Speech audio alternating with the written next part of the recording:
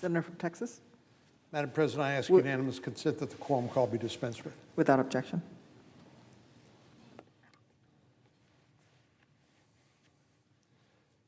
Madam President, from El Paso to Brownsville, my home state shares a 1,200-mile border with Mexico.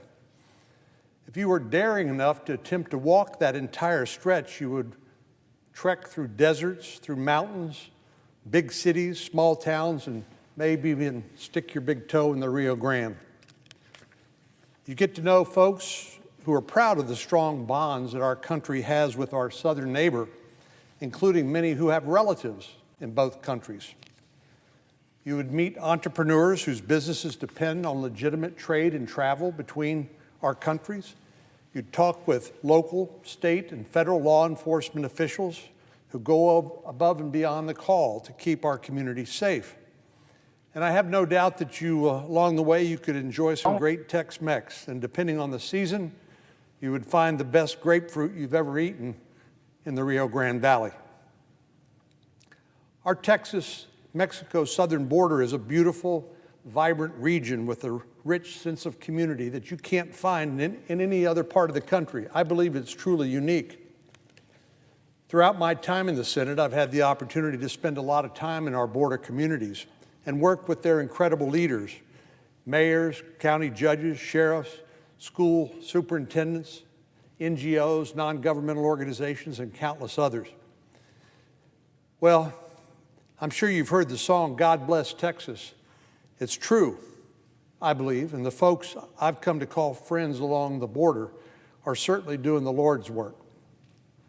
These men and women work around the clock to create safe communities and thriving economies, something that's been especially tough during the hand they've been dealt this last year with the pandemic.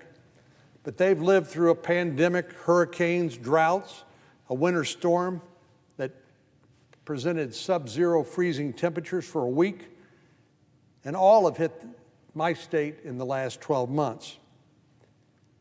Folks in these communities, as they have throughout the country, have lost friends and loved ones. They've lost jobs, they've lost businesses and opportunities and so much more.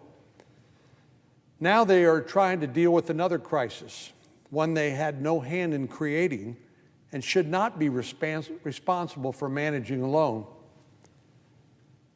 Unfortunately, the administration continues to play a high-stakes version of the game Taboo as they try to find a word, any word, but crisis to refer to what's happening along the southern border. President Biden himself has called it a humanitarian challenge.